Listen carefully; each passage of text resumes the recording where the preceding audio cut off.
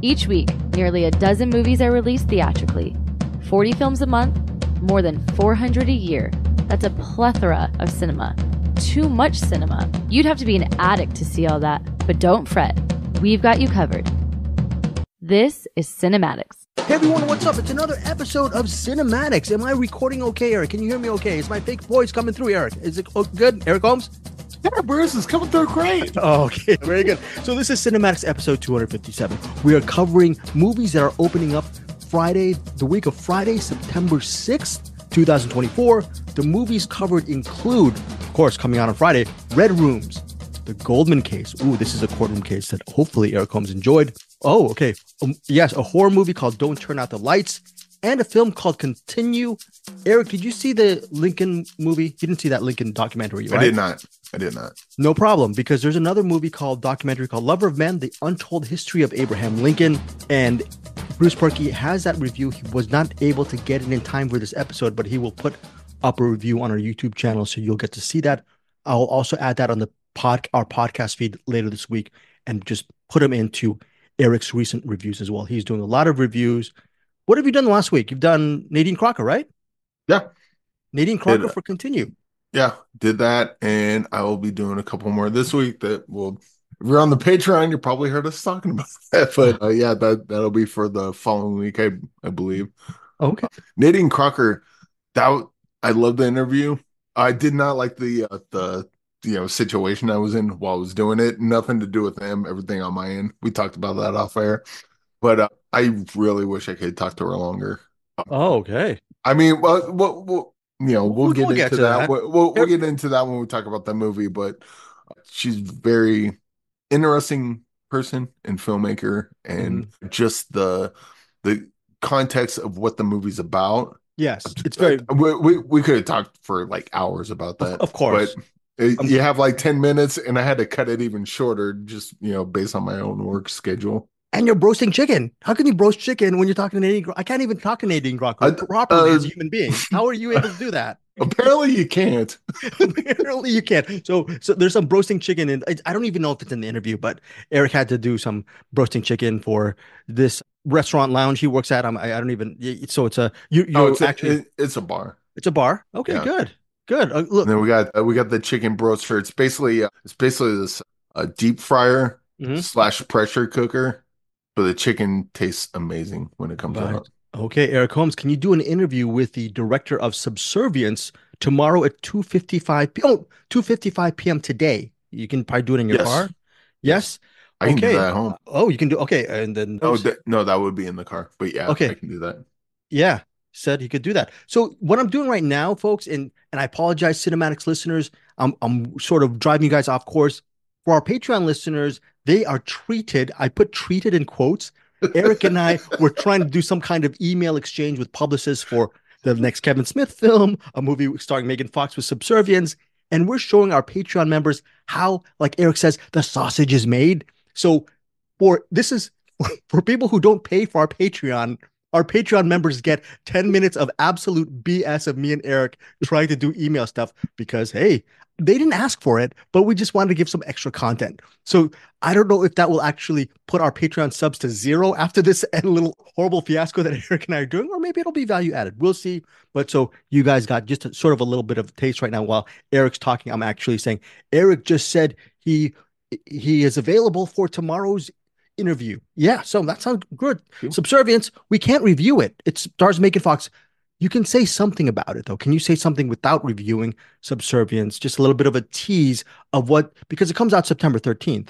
So just people give some, so while I'm actually replying on this email, what can people expect from Subservience as far as the plot or what to look out for? It's definitely like AI gone wrong. The whole robots, working as a butler, and it's got Megan Fox, and what is the name of that movie? There was that movie with Megan Fox. Yeah, she's a hostage, right? Yeah, she's like tied up in the bed with her husband. That was a very good movie. I like that movie a lot. And it's same director as that. Okay. I'm looking at Till Death. There you go. Good movie. Good movie. Good. Subservience isn't out yet, but Till Death is. Go watch that. It's a good movie. One thing. Subservience, we cannot review it next week. We can just say that it's coming out because for some reason the powers that be said we cannot review Subservience next week for the It, week of it, September 13th. it's unfortunate, It is unfortunate. but you know Okay. what? Watch Subservience when it comes out, but watch Till Death now because Till Death is pretty good. Banger. It's a banger. I would think so. We It's covered good. that. Did we cover that on CinemAddicts Yes. or Find Yes, Your I Film? will. Either or. I think both you and I enjoyed it. I'm assuming Bruce Purkey, the cinematic, liked it as well. I Maybe. think so. All Yeah. right. Yeah. Again, It was just a real good tight thriller. It was good stuff. okay. Speaking of tight, you have a tight schedule there, Combs. How's the last week been? Is it the same kind of just dialogue that we had last week where you're working 7 days in a row and the only time you have off is just to watch movies for cinematics? Is that what's going on in your life last 7 days? Yeah, pretty much. I actually got some news. I'd heard some updates about William Lindis and not looking good, but he's keeping a positive outlook on it. Yeah. And just, I don't know if William Lindis listens to this, but hey, William, if you are, We I love love you, you, William. and I'm Yeah. thinking about you, and Yeah. I'm hoping for the best. Hoping for the best for William Lindis. He is Yeah. a co-host of Movie Bears podcast. Most importantly, he is, I was going to say, most importantly, he's not a friend of the show. He's just a friend, period.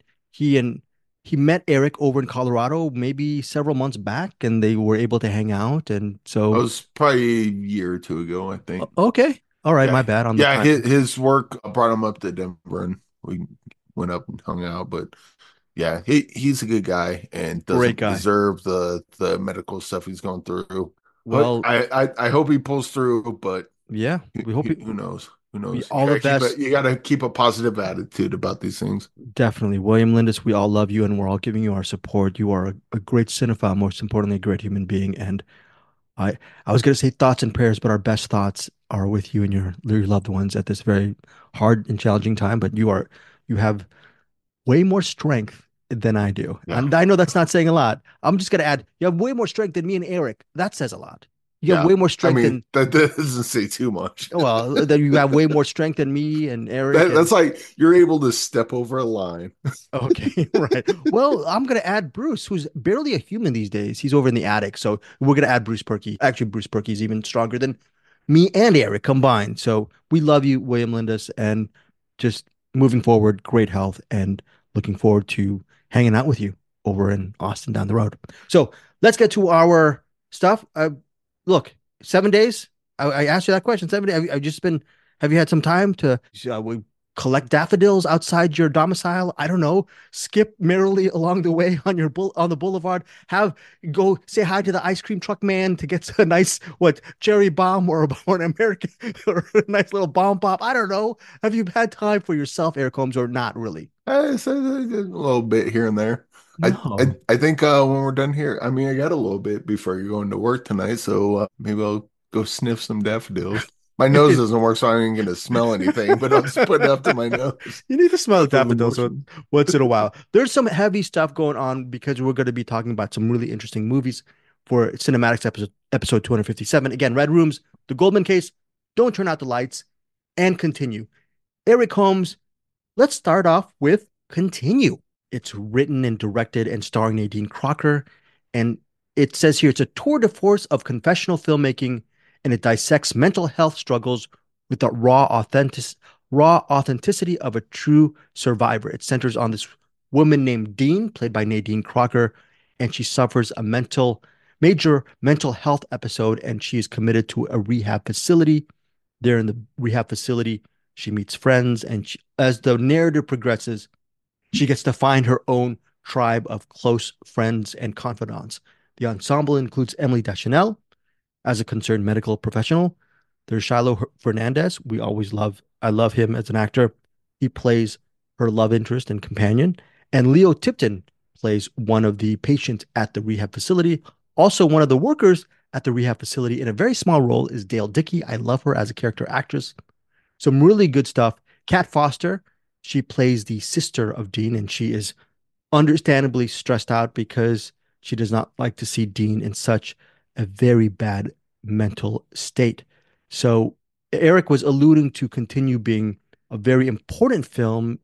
Eric, can you elaborate on that? What did you think of the movie and how do you think people are going to take it? I mean, it's weird because like there have been movies about depression and suicide, and basically what Continue is about. What's interesting about this is written, directed by, and starring the person that this movie is about. Like the movie's based on an autobiography. So, Nadine or Dean, it's strange watching a movie where you know that like because normally so you'll watch like a biopic about someone Yeah. and then you wonder it's like oh is this crap or like is it did they just make this up for the movie or how much of this is real how much of it isn't and knowing that it was written, directed by, and starring the person that it's about, like right in my head, I'm like, oh, this is probably what they went through. Of course, I'm sure she changed names in certain Of course. locations, that sort of thing. But I think Or maybe all it's like the truth of inspired by instead of it being an autobiography. Maybe it's inspired by her yeah, own, that kind of thing. yeah. But But it's like a I writing I what you know kind of situation. It's a writing what you know situation. yeah, I did. It's just like a lot of this like felt real and felt real like I felt dirty sometimes because like I kind of flipping through someone's diary. I'm like I should not be reading this, but here I am watching the whole movie. This was really good. Just it was kind of hard to Warning, watch. What's that? warning on continue may be triggering because of the subject matter of I mean, mental health, it's about suicide. suicide, so Yeah, suicide and depression, but I think it could be triggering, but I think it can also lead to some catharsis. Like watching what she's going through and, you know, maybe seeing stuff she's going through and realizing it's like, oh, I go through that too. There's like usually catharsis there. So could be triggering, yes, but I think more that it would just kind of I think people that suffer from this might get something out of it, maybe get a lot out of it. And I don't want to get into what the ending is. There mm, are a million ways that ending could have went wrong, and I thought she just threaded the needle great. At least from when it got to the end, I'm like, oh my God. Like my heart just jumped out of my chest. It was so good. I don't know who else will feel the same way I did, but I thought she absolutely nailed it. yeah. The ending is will definitely pull at your heart, and it's memorable. And look, the movie's called Continue. It is a call to continue your life no matter what the situation is. Okay. So it's a movie that Eric says it has its tragic moments. It is very true to life, but there is sort of a really interesting call to action regarding your own life and taking part in humanity that I found very resonant with Continue, which will be in theaters on digital and on demand September 6th. Final thoughts on Continue, Eric, and your rating. I would say if you suffer from depression, this is probably a good cathartic movie to watch. And if you're not someone that suffers from depression, maybe this is something you watch to better understand that sort of thing. And you know, when you talk about a movie about suicide and depression, you think, oh, it's going to be a bummer the whole way through, and it mostly is. But Yeah. there's still some levity throughout, so it's not like and it's still an interesting movie. Dean's great character, great person. So, following her is interesting. And yeah, check it out. And maybe if you like it, tell someone else that, hey, this the person I know is suffering from this. Maybe they want to. And actually, no, don't do that. Hey, you have depression. Here, watch this movie about depression. But point people to that because I think this is a really good movie, and I think people might get more out of it than just a good time at the movies. And what is your rating, Eric Holmes? Oh goodness, what do I go 4.5 on this? And a And I half from think Eric Holmes. I think that ending really wants me to bump it up to a 5. And I think on a rewatch I might. But right now we'll go 4.5. Okay, very good. 4.5 stars for Eric Holmes. 4 stars for me from Continue. I have not gonna put my look. I'm not gonna put myself into this whole Continue thing, but I did watch Continue 2 years ago, back in 2022, when Continue was making its festival run. Okay, so oh yes, Eric. Oh, I was going to point that out because I think on I was at IMDb. Yeah, Yeah. IMDb it's listed as a 2022 movie, Yes. and so this has been so it played Fest. at a festival but And then it's never. just been sitting on the shelf waiting to find distribution ever since. And thanks to Lionsgate, because since then, Eric, this will actually make you love Nadine Crocker more because not like you've had time, but when you do have time, Desperation Road, it's currently streaming on Tubi, by the way, as of Oh this yeah. recording. But Desperation Road, it's Garrett Hedlund is in the lead, co-stars Ryan Hurst, Mel Gibson, and Willa Fitzgerald, who you recently saw in Strange Darling as a lead in Strange Darling. Oh, okay. Okay, right? I forgot her name, Hey, but does yeah. it get these? I just named four actors that you, I mean, you don't mind the watching, fact right? that fact that Nadine Crocker made it, I'm already gonna watch it. But Okay, yeah, fair, yeah, fair enough. Yeah, but yeah. yeah, you sold, you oversold it. Oversold it. Wait till you watch this. And also, listeners, Desperation Road currently streaming on Tubi. I saw it after rewatching Continue. I love Desperation Road. I have a feeling Eric's gonna watch it and he's gonna go crazy for it because So here's the thing, though. Kind of has to do with actually not really has to do with Continue, but Continue played a festival in 2022. yes, And so when people make their end of the year lists, this won't be on it because it's a 2022 movie. which doesn't make sense, right? It So doesn't. It's like, hey, we yeah, played this movie in the backyard for some friends 5 years ago. It's like yeah. that doesn't count as a release. That does not count. Friends definitely do count, but the release date does not count. The release date should be when it's released in theaters, to your point, Eric. Yes, I agree. Well, in I agree. theaters, on demand, basically, can the public access it in some capacity? That's If ridiculous. it played at a film festival, that doesn't count. Film festivals where you go Right. bring movies to sell them, you That's know? a ridiculous. Look, I don't know anything about filmmaking. I mean, when it comes to the other side of filmmaking, but that is a ridiculous rule. And I agree with you. It should be exactly when it's made to the public. So I don't know. I think there is value to know that it was made in 2022, but the awards should relax, I think. I think this Yeah. should count for award season this year in 2024. So I will say I will continue to follow Nadine Crocker's career. And she really put herself out there in this movie. I'm glad she did, and I thought she made a banger. Yeah, she did make a banger, and 4.5 stars for Eric Holmes, four for me. I just can't wait. Eric, as soon as you see Desperation Road, you need to email the 3-person chat that you, me, and Bruce have had for the last 5 years and tell me what you think of Desperation Road. I think this is Eric. You and I bond when it comes to Lionsgate and Saban films. We eat those up like candy. But Yeah. think of it when it has a Nadine Crocker spin. So you put the Crocker continue spin on I a mean, Saban and Lionsgate film. Just wait. Well, this is a Lionsgate film, by the way. But can you think of it, Nadine Crocker doing a genre fight film, and you'll get Desperation Road. It'll be interesting to see what you think. Plus, you're just on that high from Strange Darling with Willa Fitzgerald, right? So yeah. I yeah, mean, and that's where Desperation Road is out.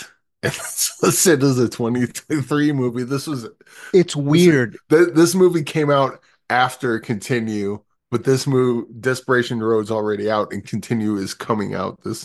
Yes, I, Eric, and Desperation I, Road has been out for almost a year by now. It came out 2023.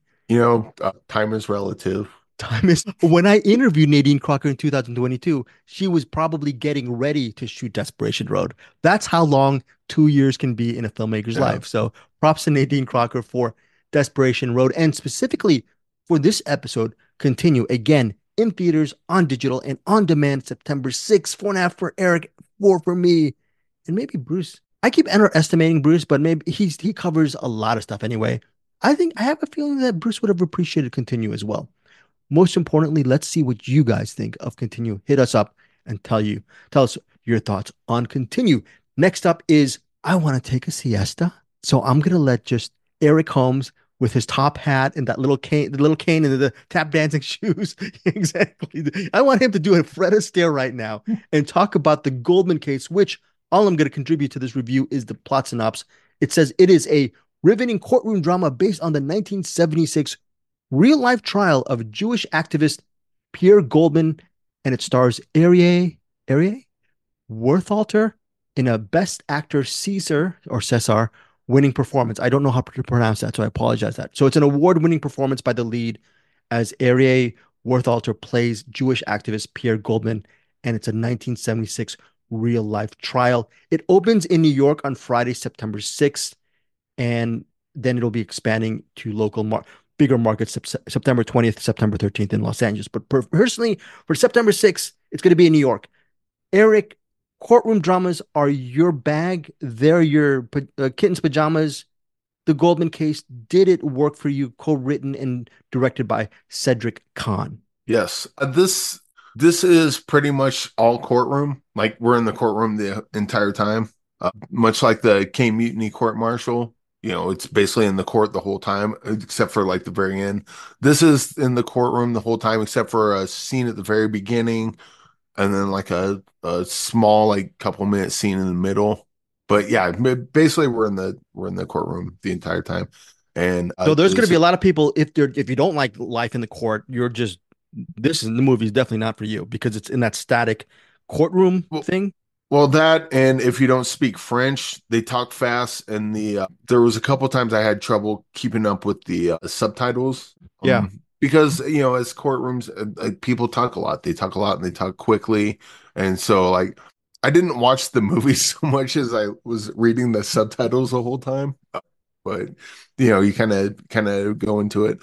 So basically, Pierre Goldman, he was activist, kind of, at least the way he's presented in this, like kind of a partier, or like they kind of paint him as like you want to think that you're an activist, but you're actually kind of a fraud's too strong, but like mostly just like hangs out in parties. But then he also has like just a partier that has like real strong ideals about things, kind of like me, but I'm an activist. Fair. But anyway, he's also a thief.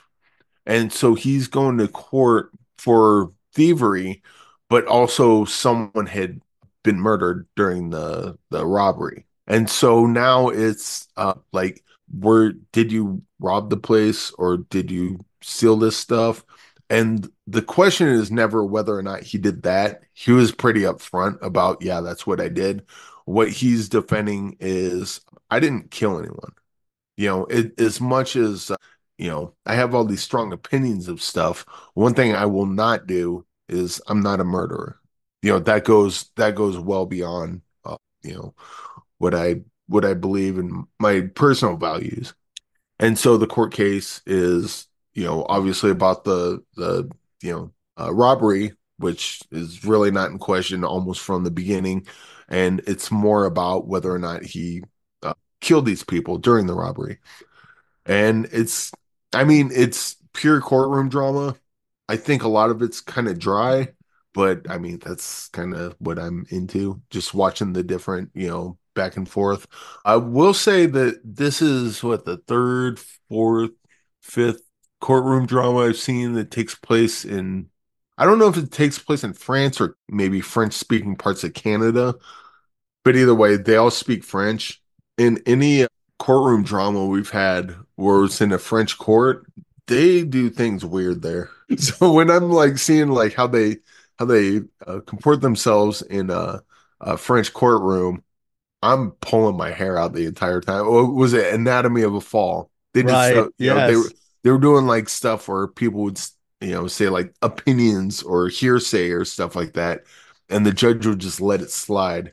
And meanwhile, I'm like pulling my hair out, going, "Why are you letting that slide? That has no place in a courtroom." But apparently, what I'm learning from these movies about French courtrooms is that the French people don't care about that, or they let that slide, or it's possible that movies based in French courts are not at all reflective of what a French court actually is. I would also say Pierre Goldman, if you're a lawyer, a Pierre Goldman's probably going to be one of your worst clients ever, because he's got three lawyers with him, and one of them I think was, let me make sure I get the name right.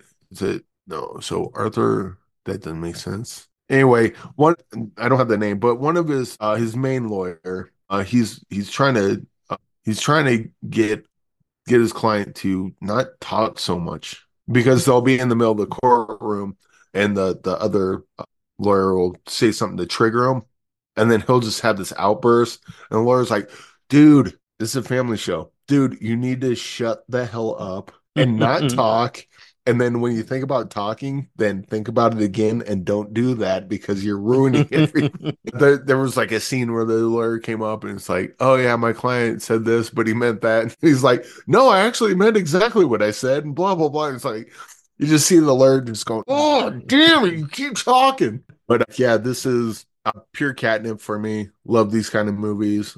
Not a I slog then. Not a because it's just a not lot. not for me. It could be a slog for someone else. And Okay. if you're a slow reader, get ready because if you're a slow reader and you don't speak French, you're gonna have a hard time with the subtitles.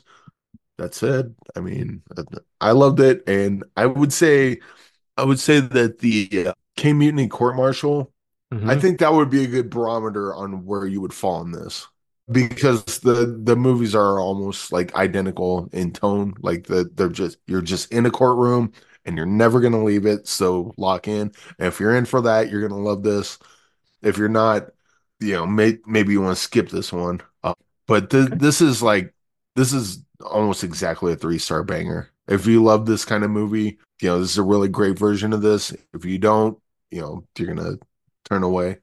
That Okay. said, I don't actually I might just go 4.5 on this one. Okay. Yeah, 4.5 is good. I do want to. I think I will do 3-star banger because like even Kane Mutiny Court Martial, it's got more kind of excitement back and forth with what's going on. This one's a little more dry, so I think this one leans more into people like myself that really love courtroom dramas. Okay. So that is So a yeah, we'll go 3-star banger on this. 3-star banger for Eric Holmes. Again, 3-star banger is a rating that's not 3 stars, which usually 3 stars is a mild recommend. 3 stars is when a movie overcomes its genre specifications. It's actually an elevated version of its genre. So that's 3-star banger does not mean 3 star. It means an elevated case of the genre. That Yeah, is, I mean the fact that I was going between 3-star banger and 4.5 stars is like. yeah, But again, if you're not into courtroom dramas, this might be a 2-star for you. Like I yeah. was bored, I couldn't, blah blah blah. So I hate subtitles. That those are the things. But otherwise, this is a really good courtroom drama. Okay, well, check out the Goldman Case again, opening in New York on Friday at the Film at Lincoln Center. And also Friday, September 13th in Los Angeles. Also, it's going to be at the IFC Center on September 6th. And then the national expansion is on September 20th. Rotten Tomatoes rating for this interesting movie called The Goldman Case is 93%. Forgot to also mention that the Oh, Rotten Tom really? yeah, and the Rotten That Tomato score for Continue, forgot to mention that is at 91% as of this recording. that seems low for a continue.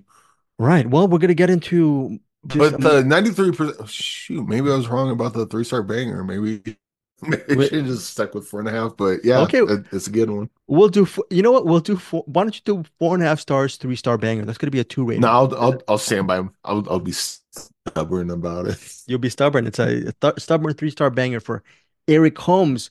Before we get to, I am bearing the lead because I'm saving this one movie that I really love for last. But that movie is not Red Rooms. It is a movie called Don't Turn Out the Lights. I will preface this by saying I love Andy Fickman as a director. Race to Witch Mountain. A year ago, he did a movie rom-com called One True Loves, which I liked. It starred Philippa Sue and Simu Liu, and I think Luke Bracey. Like that nice escapist rom-com fare. This time he tries his hand at horror, which is a complete surprise because you're thinking Andy Fickman, just studio director, and then he did that rom com last year. He hasn't done a horror thriller, and this is not just him directing the movie. I believe I looked on IMDb. This might be one of his first, if not his debut as a feature film screenwriter as well as a director for Don't Turn Out the Lights. Yeah, so definitely, well, it's nice because props to Andy Fickman for getting this off the ground.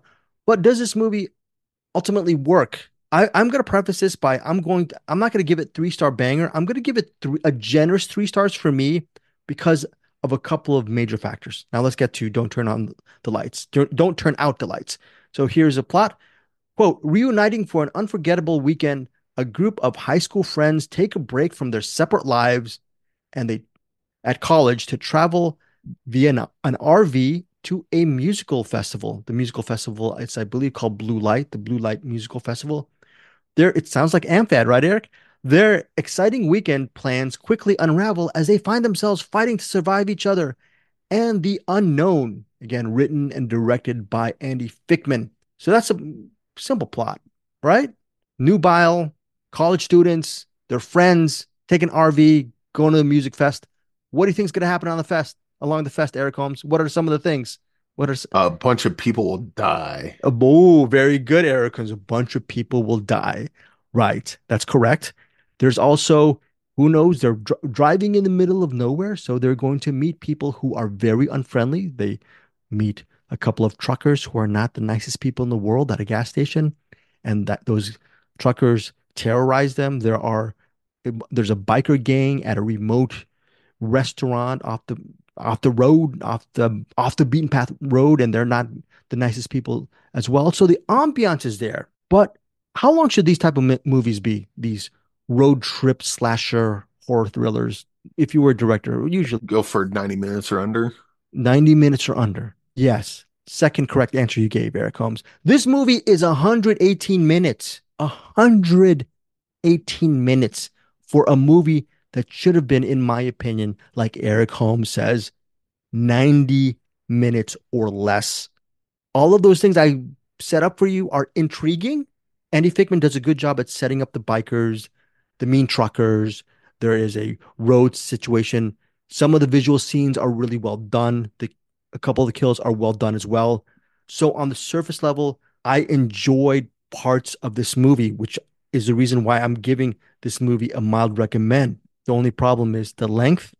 You needed 30 minutes away, 30 minutes off of this. Okay. You just have a lot of these grown-ups playing teenagers, right? Playing college students who are stuck in this RV. Eventually, the RV gets stuck in the middle of nowhere, middle of the road, and everything around them is pitch black. There's something supernatural in the forest that is out to get them. This supernatural being, possibly it has various different powers that will make them see things. Ultimately, a lot of them, one by one, they are being killed. That's also a good premise. Again, it needed a 30-minute, well, at least 20, yeah, 30 minutes. It needed 30 minutes to be cut from its runtime because when they're in the RV talking about, there is one sequence where a couple of the college students, friends, they're talking about how this might be some elaborate prank that's being pulled on them. I understand you're trying to throw us off, but you're just adding to the screen time. That's a 4 to 5 minute conversation that, my opinion, is really not necessary. Just Hmm.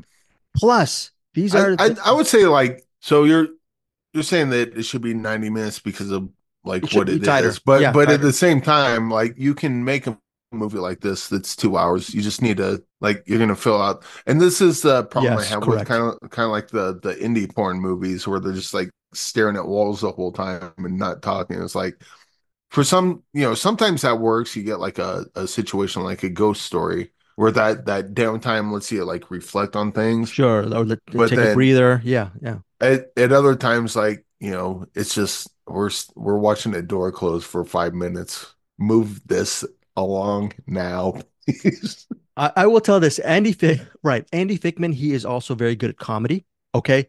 Yeah, So he intentionally makes all of these characters annoying. These are some of the most annoying I mean, characters I've ever seen in Oh, I know that's a I mean, trope. I mean, That's I part of the mean, trope. Right. I know that's part. watching annoying characters die, like it watching them be annoying is so aggravating to watch.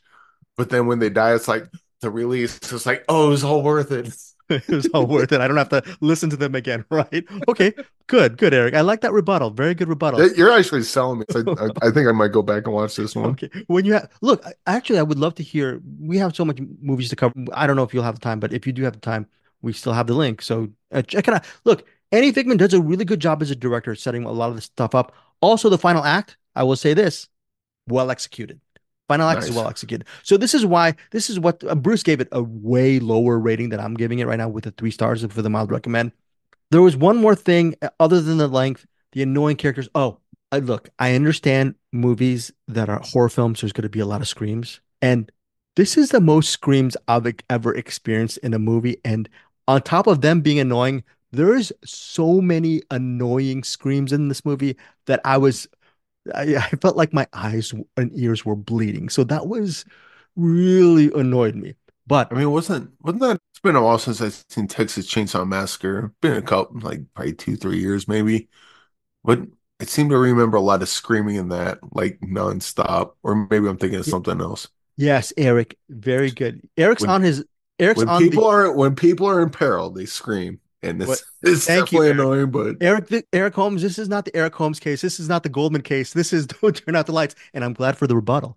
This is going to give you that leeway to actually, because again, Bruce yeah, was even harsher on this movie.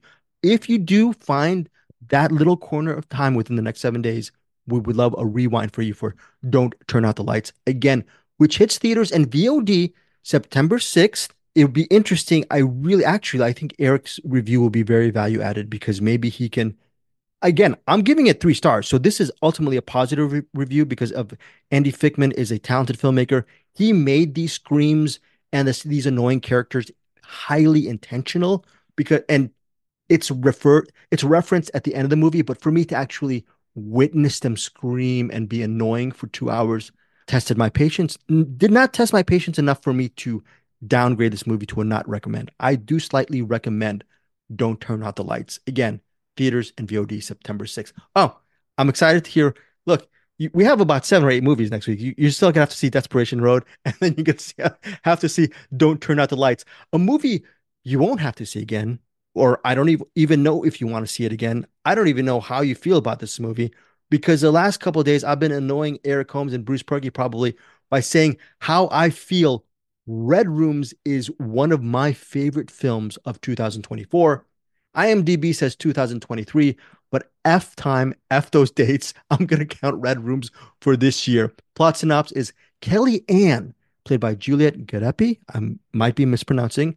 Kelly Ann wakes up every morning by the courthouse to secure a seat at the high profile of Ludovic Chevalier, played by Maxwell McCabe Locos.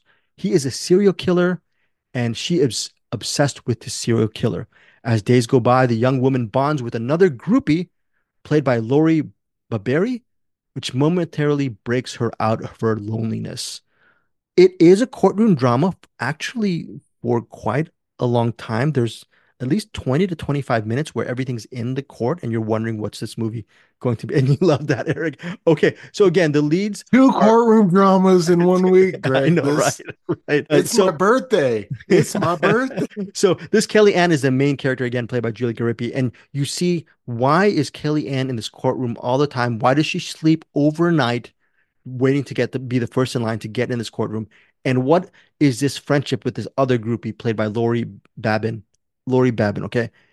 What is their relationship about? There's a lot of mystery behind Red Rooms. As far as barrier to entry, it's very slow burny. It's If you, methodical. if you hate good movies, this is not for you. Okay. Okay. Well, hey, I've been patronizing for the last 7 years. It's okay if Eric can be patronizing just for 20 seconds. Very good, Eric Holmes. I am so crazy in love with Red Rooms. It has a lot to say about our own, our own. How would I say this? People's fascination with true crime documentaries, true crime series. There is, look, Eric, me, and Bruce every week on CinemAddicts, we cover movies that we feel that might be underrated, unearthed gems on CinemAddicts opening on a Friday. If Eric, me, and Bruce just pivoted to, I don't know, reviewing true crime documentaries, our podcast would probably shoot up the roof. It's just the way it is. So this movie has sort of a look at our fascination with the genre, but also there is a interesting investigative murder mystery behind that. There's also cryptocurrency, which I love. It's a big part of this movie in Red Rooms as well. I think Juliet delivers one of this year's best performances. I am a voter. I will be remembering her when it comes voting time for Best Actress. Eric Holmes, I've been talking too much about Red Rooms. Give us some perspective on your thoughts on the movie. So this is, I don't say that hesitate to call it a courtroom drama. Like I think courtroom thriller That almost better. That's a better because it's yes. got it's got that. Not that there's like some big nefarious thing going on because it's all contained in the courtroom. But when they go outside the courtroom, it's got that kind of thriller vibe to it, even though it's not really. But yeah, the was it Killian and who's the lady that's the homeless lady that's staying with her? Yeah, I'll get her name in a second. Yeah. But they kind of we spent a lot of time with them, and then she's like what do you call it, like a serial killer groupie. Yes. Yeah. Like at first it seems like, oh, she just she's kind of like me with the Crow or the Roadhouse remake. She's like, the contrarian or whatever, the person that's like, I know what you guys think this person is guilty. I don't think so because of A, B, and C. Basically, just someone that disagrees. And but yeah, it kind of Clementine. Her name's Clementine. Clementine. There you go. Yeah. Oh, Lori Babin. All right. So, but yeah, it was real interesting kind of seeing that sort of take because you hear of like a serial killer groupies or people that do that, but I don't think I've ever seen a movie or I've never seen them represented from their point of view before. So that was really interesting watching this in Red Rooms. The courtroom back and forth, that was good. I think wasn't the opening shot like the opening like 10 minutes or so, like just a oneer? It Ooh, was just interesting. like, I have to go back and watch it, but I think that opening shot is just a oneer that just brings us into the opening of the court case. Also want to mention this is set in Yeah, Montreal. yeah, there's a bunch of great filmmaking. Okay, yeah. Yeah, this movie set in And not Montreal. as much of a kangaroo court as the other French courtroom stuff we've seen. But yeah, this has a bunch of good filmmaking stuff. It's got some really good like story to it. The suspected serial killer, like there's a little bit like, did he do it? Is he involved? Is he not? Because there's definitely some back and forth whether do we got the right guy on the block. And then it goes into some stuff that we really can't talk about. We'll do a quick But spoiler after this episode. We can do like a 5 minute, 7 minute yeah, one after this. and For our even Patreon. and some of that I'm kind of confused on, but I'm Okay. glad we get to do a spoiler talk on that because I think this is like you ever watch a movie where you're like I liked it, I don't quite understand, and then you kind of have a back and forth with someone and you kind of work it out. Yeah. This is going to be that kind of movie. Yeah. And that's not a detraction of it. That like I like doing stuff. I like watching a movie and then going back to someone else that saw it and say, "Hey, what do you think?" And then just kind of have that conversation about what you just saw. It almost demands a second viewing just to pick up those Oh, pieces. absolutely. Yeah. But Okay. yeah, this movie's fantastic. Again, currently I don't quite understand everything that happened in the like last third, but me and Greg will talk about that later on in spoilers. But this is definitely a recommend. And as far as courtroom dramas or courtroom thrillers go, I don't think I've ever seen a movie quite like this. So thumbs up for that too. Oh, that's saying a lot, dude. That is Yeah. saying a lot. Wow. And by the way, when we do our spoilers, listeners, I don't think we're even going to get to the top, answer everything. So we're just going to give our interpretations. Would love to hear your interpretations once you do see Red Rooms. It will be it opens at the IFC Center Friday, September 6th, but then its wider release will be on September 13th when it hits a lot more markets. This is Red Rooms. I am so look, final thoughts. One of my favorites of this year. Fantastic lead performance from Julie Garipi. And also the Clementine, the serial killer groupie is played by Laurie Babin. She's fantastic as well. And also Ludovic Chevalier as the serial killer. He doesn't really do much except look Alleged, alleged, alleged, alleged, suspected. suspected, right? Thank you, Eric. You know the rules of the courtroom better than I do, but he doesn't really have to do much, but he's a very big presence in this movie, understandably so. 5 stars for me. Eric Holmes, final thoughts and your rating. I'm at 5 stars as well. I Oh, think awesome.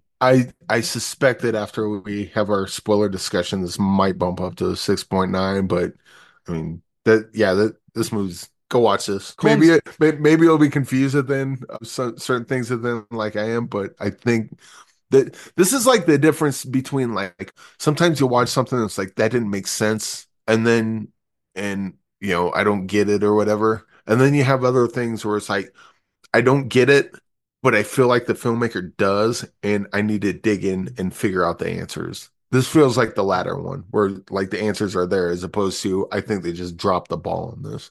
yeah, so wow. Yeah, I'm so glad that you got 5 stars. You weren't really talkative in the chat. So I was thinking maybe you might not like this movie, but I'm glad you gave it 5 stars. 5 stars for me. I'm assuming Bruce is going to give this 5 stars, at the very least 4.5 stars. I've not listened to the cinematic yet. You're going to hear Bruce Purkey in a few minutes. As for any final thoughts, Eric Holmes, think about final thoughts when I say this. We are done for this episode, me and Eric, at least for this Cinematics episode 257. But for episode 258, movies we are covering for movies that are coming out September 13th include Dead Money, Believer, Winner, and one of my favorite titles of the year. I'm going to sneeze, by the way. Hold on one second. That's fitting. I can't. Hold on. Yes. No, it did not come out of my nose. Number 4, the title of the 4th movie is Booger, aka What Greg Has for Dinner. So no, Booger, that's breakfast, lunch, and dinner. But no, Booger. Yeah, that's interesting. It's I more know of a snack, really. more like a snack. The San Francisco treat. It's better than rice-a-roni. So yeah, again, Dead Money, Believer, Winner, and Booger we will be covering next week, Friday, September 13th. Join us on our CinemAddicts Patreon. They get unnecessary intros from me and Eric on CinemAddicts. And if you're a member for a $5 catch-on, we do a bonus every month. This month we are covering the year 2017. I have to get on the polls for our Patreon members. Patreon members get to pick which 2 movies me, Eric, and Bruce will be covering. Again, it's 2017 for this month's Patreon in September. $5 catch-all. That's our bonus episode. Plus, you get early access to our interviews and our spoilers. We're doing a spoiler right now in a few minutes for Red Rooms. And again, CinemAddicts Patreon subscribers, Patreons, etc., patrons, they will get our spoilers immediately opening weekend, and then everyone else will get it maybe a week or 2 later. Okay. So any final thoughts, Eric Holmes, before we get out of here? You know what? Last week we talked about First Shift. I think 1 or 2 people have since seen it. Oh, have they gotten back? And they kind of share my thoughts on it. So the haters, like, I get it, and still going with that mindset, but I think I'm pretty sure that a lot of people they'll go in arms crossed and come out going, I kind of like that. That's pretty good. So look, yeah, I think I think the thing is, give this movie a chance. Whether you love First Shift or not as a cop movie, it's different. It's different than the cop movies you're going to see on the various streaming services. All due respect to all those other movies. This is the Uwe Ball experience, right? Just like the Nadine Crocker experience for Desperation Road. We have some bottom line is, whether you're Nadine Crocker or Uwe Ball, as long as you have a strong point of view and you filter that in through your respective narrative, you're going to make it interesting. So, I mean, even the Andy Fickman movie that Bruce did not like at all, but I kind of almost mildly recommend Don't Turn Out the Lights. It has that Andy Fickman stamp to it as well. So that's what we're all about, filmmakers uncovering gems here at CinemAddicts. And speaking for Eric Holmes, because we're going to get into Red Rooms in a second, he's probably thinking about all the things he's going to question me about, and I hope I have an answer. We will see you next week here at CinemAddicts. And before we get to Bruce Purkey and are you feeding him correctly, Eric? Is Bruce okay with the? Yeah, after hearing about William Melendez, I felt bad, so I decided to fill Bruce's water bowl this week. Okay, and did you give him some of the broasted chicken, or does he just get chicken left on the side of the road? No, Bruce doesn't get people food. Come on, I'm not crazy. I'm not giving him people food. Okay. Well, Bruce Purkey, hopefully it's not good for him. It'll make him sick. Yeah, we have to give him science diet, and then that's where he lives. Well, Bruce Purkey, you will eventually have a really nice meal to celebrate up in the attic, and that day will be called Christmas. Until then, you're going to be suffering. But thanks again for giving us our weekly cinematic after CinemAddicts, and you're going to hear from Bruce right now. But before you do, here's Claire. Goodbye, everybody. Thank you for joining CinemAddicts. Welcome back to the CinemAttic, the attic of cinema, where Bruce, myself, is kept in my little locked up cinema world. Anyway, Greg and Eric are keeping me up here, making me do my thing. I've got 3, almost 4 features for you this week, although I didn't quite finish one, so I might get that one to you a little late. The one I did not finish is called Lover of Men. Hopefully I'll get a chance to give you a full review of that. It's kind of about the ongoing theory that President Lincoln was actually a gay man and it was not publicized. We'll discuss that later, most likely. Okay, what I've got for you are 3 features. Don't Turn Out the Lights. Also, I've got for you Red Rooms. And I've also got one more here. Sorry, my brain is already forgetting the movies that I watched this week. Oh yes, The Goldman Case. And then I've got a couple of quick recommends for you as well. In fact, one of the features is going to be very quick too. I'll start from worst, go to first.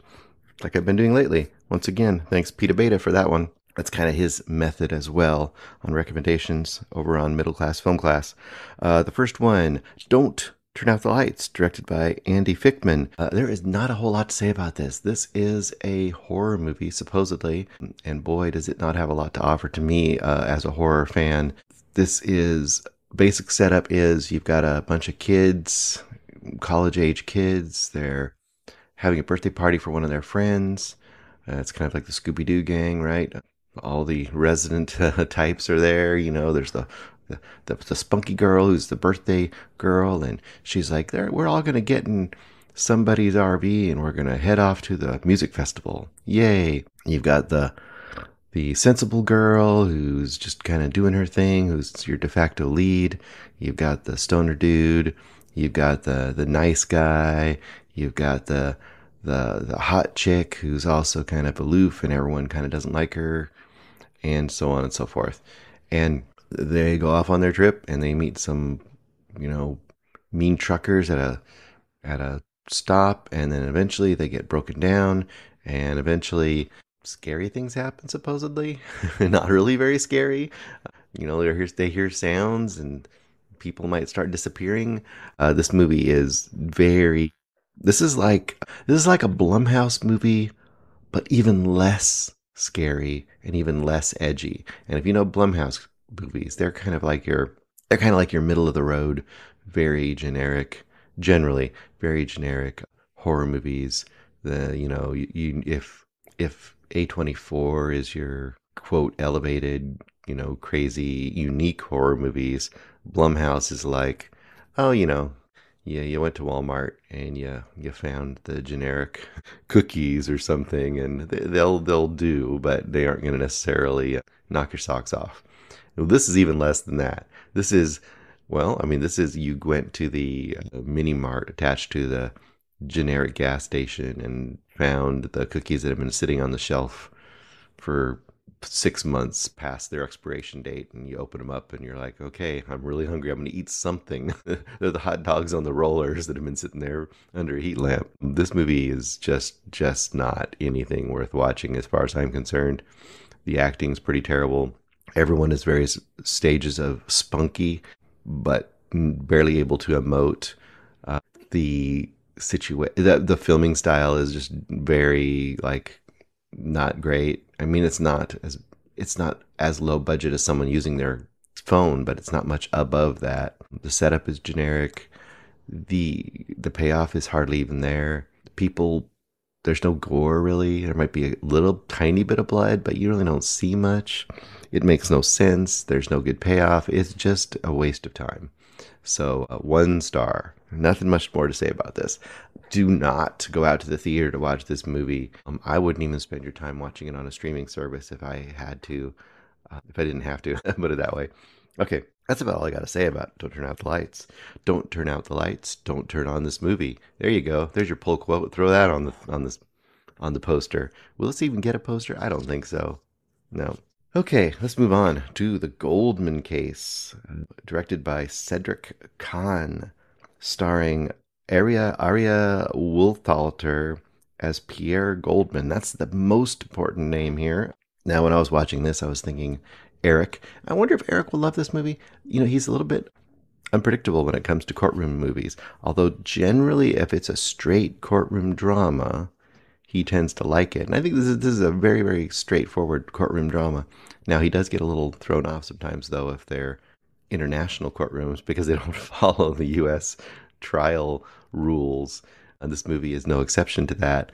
This is taking place in France. And it is actually a depiction of a real courtroom case that occurred, from my understanding. I am no expert, so don't hold me to this. It's supposed to be in 1970. I'm trying to get the right date here. 76 is when the actual courtroom trial that we're watching is supposed to be taking place. But it's based on events that happened around 69 and 70. So basic setup is Pierre Goldman. Now, my understanding, this is pretty true to life. So Pierre Goldman, in real life, was convicted of 3 or 4 armed robberies in the Paris area. And one of those robberies was at a pharmacy, and 2 people were murdered as a part of that robbery, and a couple more were injured really badly.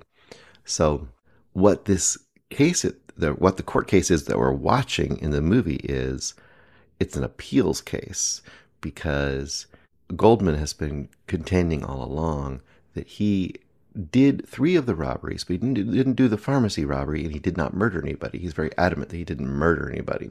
So that's your basic setup. So it's got a really easy, understandable concept from the beginning. I mean, it's not a concept, it's something that happened, but for the viewer, you're like, okay, I understand. He's saying, I didn't commit murder, I didn't do this one, I did the other ones. So right out of the bat, you know he's not necessarily, quote, a good guy, right? He is admitting that he, committed robberies and stuff. So the other aspect of this is, by the time this court case occurs, he is a bit of a counterculture hero. Why? Well, he's a child of kind of rebellious, notorious, not notorious, but I say rebellious parents. His father was part of the French Resistance. His mother was involved in activities and ended up going back to Poland. He's Jewish, which becomes a big part of this. The anti-Semitism at the time, before and after, plays a part in this. And he's also kind of notorious on the left wing in France, because not only has he written a book while he was in prison, up before this case, but he's a very outspoken, critic of the police and of the system. In fact, one of his things in his life is he's really disappointed with himself, because he wished he'd become a great rebel like his parents, but instead he kind of just became a petty crook. But he thinks of himself intellectually as kind of this, force for revolution. That's kind of the way he sees himself. So this is kind of his own mini revolution. So what you get here is not only a trial, but it's kind of this back and forth between authority and rebellion.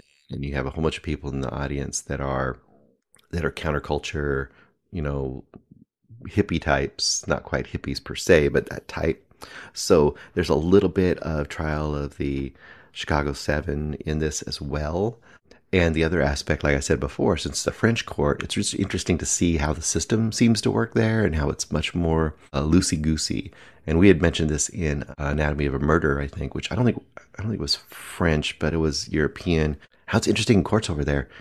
People will just be talking, like one lawyer will be questioning or something, and then, the defendant might be answering, or a witness might be answering, and then someone else will stand up and just start talking too. And it's like, that's okay. Like the other side's lawyers will start interjecting, and then maybe a person from the jury might interject, and then a person from the audience might interject. So there's a lot more of a free-flowing conversation going on during the court, even though there seems to be some rules. It's not quite 100% clear. Whatever the case may be, this is a very pure court movie. You are pretty much going from the beginning of the case to the end. There's maybe 2 or 3 small breaks where you see Goldman with his lawyers debating things, because he's also a very tough client. He's not great to his lawyers. He wants to do things his own way, and they want to do things other ways to, be successful. So there's a little bit of conflict there. I think if you like courtroom dramas, I think this is pretty satisfying. It's an interesting story. It's an interesting court trial, I think. To me, I would probably go 4 stars on this movie. I liked it quite a bit. I'm not a huge courtroom guy, but it kept me interested throughout. I think, once again, for people who aren't into that so much, it would just be too dry maybe for some people. But if you can kind of get into the style and the story of what's going on, I think there's definitely enough here to keep your interest throughout. Okay, for my money, the big discovery of this week is Red Rooms. Now, this is a movie I had heard reviews of way last fall. So in 2023, I think it was at Fantasia Fest, and a lot of people had been buzzing about it. I had heard that it was quite unique, and it had courtroom aspects too. That's about all I knew about it, other than the idea of Red Rooms, which, if you don't know what Red Rooms are, they are almost this mythical thing like a snuff film, in the sense that there's this whole idea in the dark web that if you can get in there deep enough, you can find these things called red rooms. And if you're able to get into a red room, you can put enough money up, and you can essentially either live pay for a person to be murdered, or you can pay for video of someone who's been abducted and get them murdered. And it's kind of like your personal murder video stream, which obviously is horrible, but that's the concept of what a red room is. Whether or not they actually exist or not is up for debate. This movie posits that there definitely has been one, and what we're doing at the beginning of this movie is we're starting like directly at the beginning of a trial. Once again, a trial. And I thought this was going to be a pure trial movie. It is not, but it is partially a trial movie. So here's the basic concept of red rooms. Oh, and by the way, this is directed by Pascal Plante.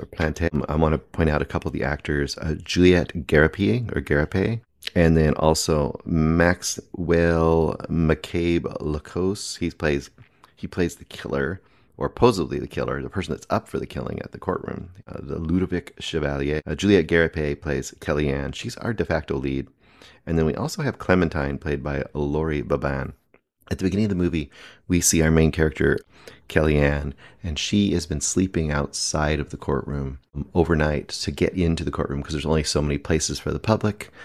She goes inside. It's the beginning of this case. We see the full opening statements by the defense and the prosecution, and basically they line up for us exactly the nature of the crimes. And essentially, this killer is up for murdering, in these red rooms type of things, 3 young girls. I think they range from like 16 to 13. And 2 of the 3, they have the videos. Of course, they're illegal, but they have them for, for the court. And the 3rd, they do not have the video. For the youngest girl, they do not have the video. And they do warn everybody, like, we will be watching these videos during the course of this trial. It's going to be highly disturbing, but in the videos, we can see the eyes. The killer is wearing a mask. We can see the eyes, and you will know this is the killer. And of course, the defense is saying there's no way by looking at the eyes you can know this is the killer. It could be 100 different people in this town that have this similar build and eyes and complexion and all that kind of stuff. So that's the basic kind of conflict back and forth between the 2 sides of the court case. But an interesting thing is, this is a movie that will tell you horrifying things, but it does not actually show them to you. Now, it's not a spoiler per se. It's just to tell you, if you're worried you're going to see gruesome stuff, no, not really. But you will hear some of the sounds. And this is one of those don't show is more horrifying almost than showing, that old school concept of horror movies. In this case, I think the disturbing aspect, once again, is played up to be your imagination. I think that works pretty well. And I was thinking at the time, and if I remember this correctly, I think this might be loosely based on the idea, not the actual crimes, but the idea of, I think, what was called the toolbox murders. Once again, you could correct me if I'm wrong on that. But my memory of it is these 2 guys would go out and they killed young women, and they didn't videotape it. This is back in the 70s or 80s or something. But they did an audio recording. And this audio recording is supposedly so horrifying. I don't think it's ever been released to the public. So horrifying and so horrible that it's used for up-and-coming FBI agents to harden them or to test them, like, hey, if this is the kind of things you're going to be encountering. If you can handle that, then you're good for this job. But if you can't, you may not be cut out for this job. And there is a moment that's never been released, right? But during the trial of these men, the tape was played in court, and the reporters were outside the door, and some of the onlookers were so horrified that they left the courtroom. And there's tiny snippets of the audio that made it out through the door as the courtroom doors were opened and people were leaving that courtroom.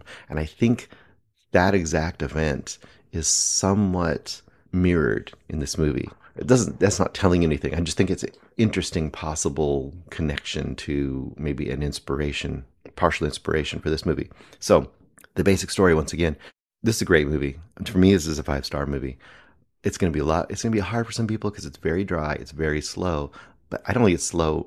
I don't think it's slow in story. For me, it's very, very intriguing and very enthralling. But for some people, it won't give them what they want from this sort of movie because it's very kind of psychological and very mood. You have to get into a mood on this one too, I think. So I guess mileage will vary for people, but I think it's fantastic.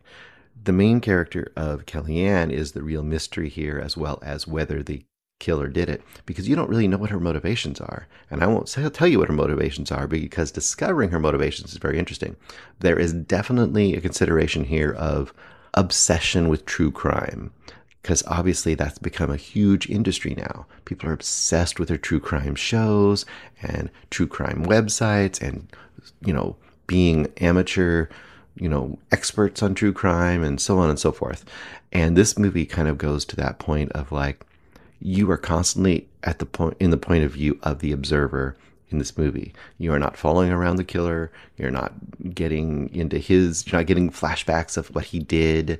You're literally hanging out almost 100% with Kellyanne and sometimes Clementine. Now, the one thing is, Clementine is definitely a fan. You know how there's the fans of killers that just are sure that they're innocent and are kind of in love with them and kind of obsessed with them in that way. That's what Clementine is. And you get a bunch of those especially with serial killers. Ted Bundy famously had tons of admirers and people who were in love with him and so on. And this is a common thing. The other side of that is Kellyanne. You're not so sure with Kellyanne, because Kellyanne comes there every day as well. And the way that she has somewhat of a relationship with Clementine is very interesting. But really, when you leave the court and follow Kellyanne and start to see her home life and what she's doing, and then watch her go back to the courtroom, it becomes more and more intriguing. What is she up to, and what is her angle, and what is happening here? As well as, did the guy do the killing or didn't he do the killing? Will we find out? So I'm not going to spoil it, obviously. I think the reveals are amazingly good. There is one reveal revolving around the serial killer's birthday that for me is an iconic, sure to be classic scene. I love that scene so much. And I think the finale of this movie is fantastic all the way throughout. So the last 30 minutes or so is really, really great. And I will say, if you are liking the vibe of this movie, I do believe it does tie up most of the loose ends. Like, you will get an answer to some of your basic questions. You'll get the answer to what is Kellyanne up to? You'll get that. And you'll get an answer of, do you think that the guy is the killer or not? There are some things left open about Kellyanne's motivations, but that's okay. I think that's fun or at least interesting to consider, because there might be various motivations going on that you're not quite sure about. And I think all of those are valid to kind of figure out. For me, once again, 5 stars. Highly recommend. Look for this. I have a feeling it's not going to get any buzz. Probably not going to be to theaters at all, if at all.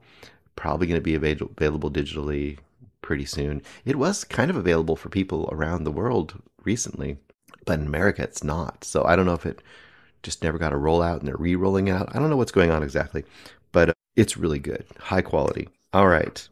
2 recommendations really quick. One of them is, actually, you know what? I'm only going to do one recommendation. Let's just keep this simple. I'll just say, first of all, I did watch the newest. I'm not even going to tell you. There's some streamers out there that are good. But the one thing I'm going to talk about recommendation-wise really quick is the Yorgos Lanthimos movie, Kinds of Kindness, which just came out in theaters, I don't know, 3 months ago, maybe at the most. It had a very limited release. I'm sure some of our listeners had definitely saw it because, they're hardcore cinema people, but the average person probably didn't get a chance. I didn't get a chance to really go see it, but I'm interested. Anything Yorgos does is at least worth a check out. Well, this is now on Hulu, so you can check it out. Kinds of Kindness, it is like all of his movies. There are varying degrees of weird and hard to access. This one's, I'd say, firmly in the camp of his earlier works like Dogtooth and Killing of a Sacred Deer. I think it's if you're into that mode of Yorgos, this is probably a good one for you. To keep in mind, it's a very long movie, almost 3 hours, but it's also a anthology. So essentially, it's 3 not so long movies. This is a very simple movie for you to watch one segment, go away, come in the next day, watch another segment, because there's basically 3 almost hour-long movies basically here. Are they linked? Yes, somewhat. Only in kind of theme and in acting, but there are some links there if you want to look for it. It does not necessary to do that, though.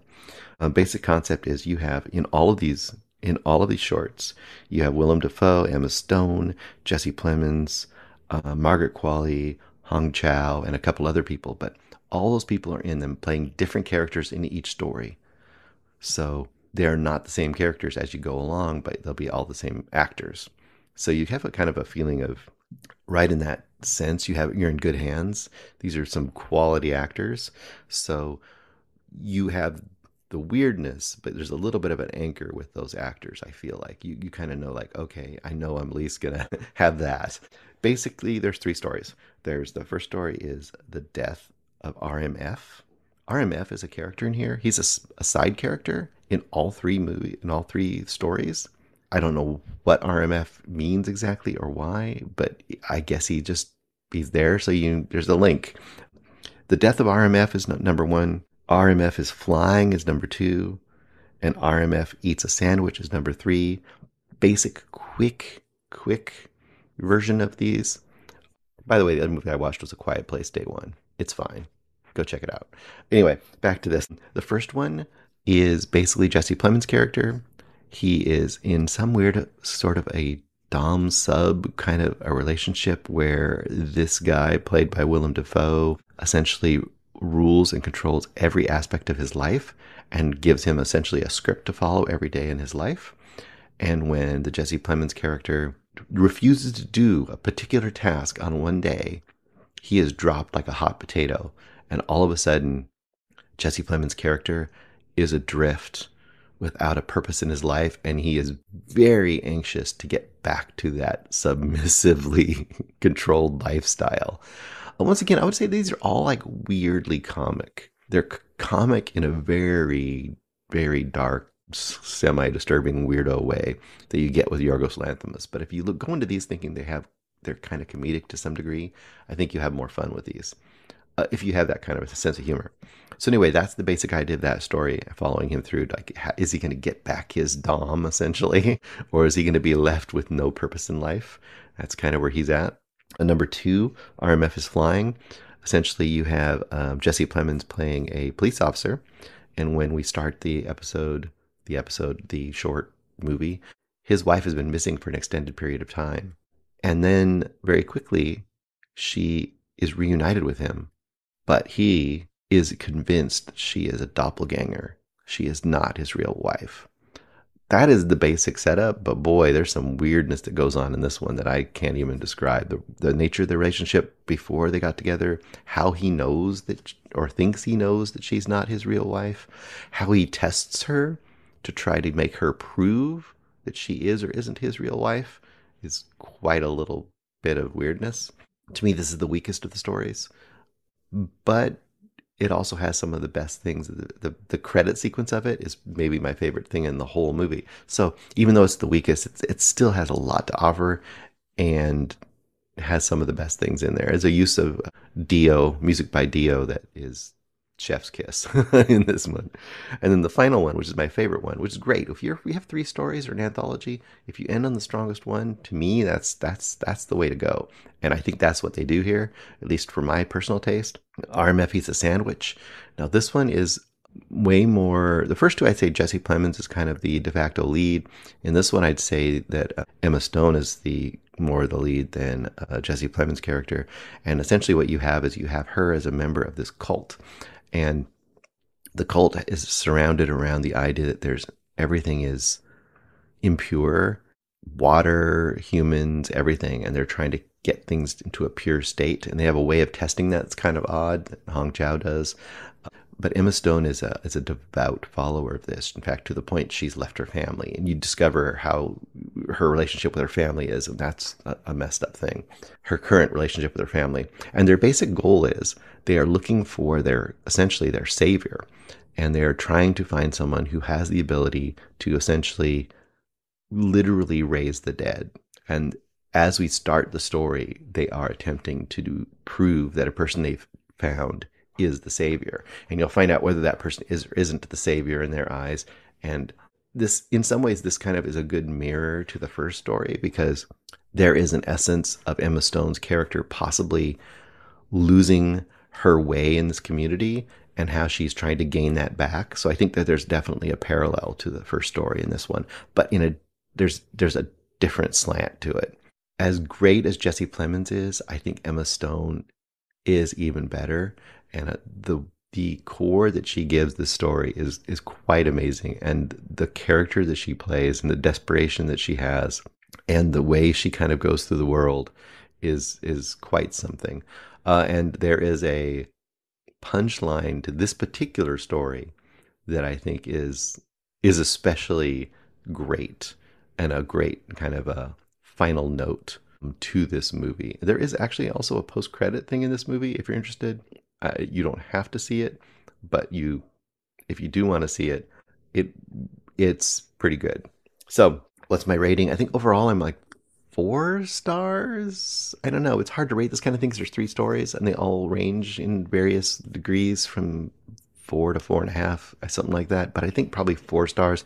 I think if anything that cuts down Yorgos a little bit is that there's always a level of I don't know, distance. It's not like I'm not emotionally drawn all the way in, or there's something that doesn't quite fully capture me in Yorgos' stuff. There's a kind of an intellectual idea.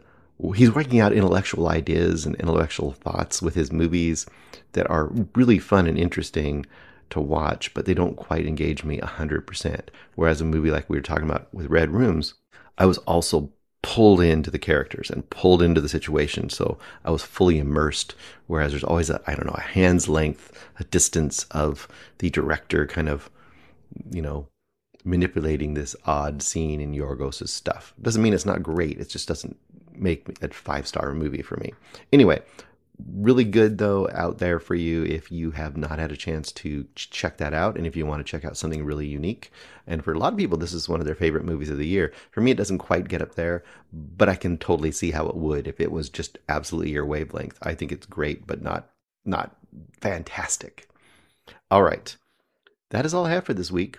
Maybe later I'll have a quick one-off review of Lover of Men the next day or so. And hopefully you have got a lot of good movie watching on your own future coming up here as well. I don't know what we have coming up for next week. I don't know what Greg has got up his wizard sleeve, that crafty homebound man who never leaves hardly to go to do anything. What's he up to? I don't know. And Eric over there. Eric's just a busy man all the time, and he's still interviewing people constantly. What's going on over there? Those guys are just free and easy, unlike me. Anyway, talk to you soon. Bye. Jesse Plemons' character. And essentially what you have is you have her as a member of this cult.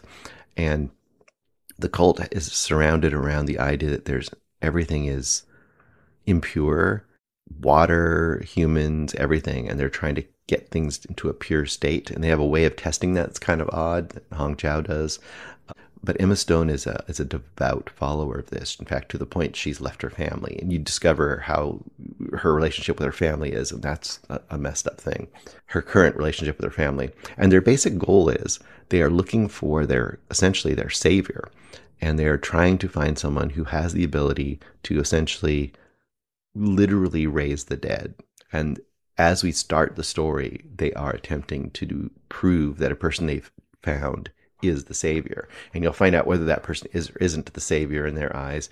And this, in some ways, this kind of is a good mirror to the first story, because there is an essence of Emma Stone's character possibly losing her way in this community and how she's trying to gain that back. So I think that there's definitely a parallel to the first story in this one, but there's a different slant to it. As great as Jesse Plemons is, I think Emma Stone is even better. And the core that she gives the story is quite amazing. And the character that she plays and the desperation that she has and the way she kind of goes through the world is quite something. And there is a punchline to this particular story that I think is especially great, and a great kind of a final note to this movie. There is actually also a post-credit thing in this movie if you're interested. You don't have to see it, but if you do want to see it, it's pretty good. So what's my rating? I think overall I'm like 4 stars. I don't know. It's hard to rate this kind of thing because there's 3 stories and they all range in various degrees from 4 to 4.5, something like that. But I think probably 4 stars. I think if anything that cuts down Yorgos a little bit is that there's always a level of I don't know, distance. It's not like I'm not emotionally drawn all the way in, or there's something that doesn't quite fully capture me in Yorgos' stuff. There's a kind of an intellectual idea. He's working out intellectual ideas and intellectual thoughts with his movies that are really fun and interesting to watch, but they don't quite engage me 100%. Whereas a movie like we were talking about with Red Rooms, I was also pulled into the characters and pulled into the situation. So I was fully immersed.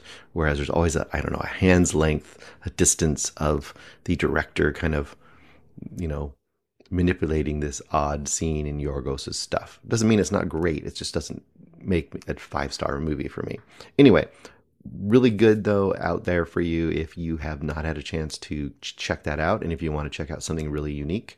And for a lot of people, this is one of their favorite movies of the year. For me, it doesn't quite get up there, but I can totally see how it would if it was just absolutely your wavelength. I think it's great, but not fantastic.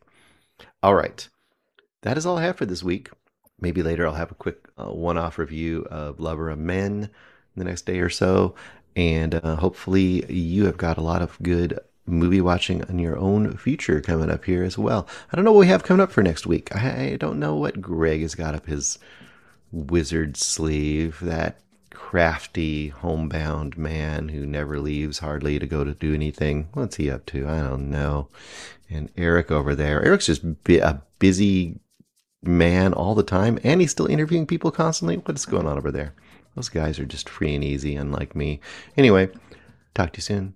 Bye.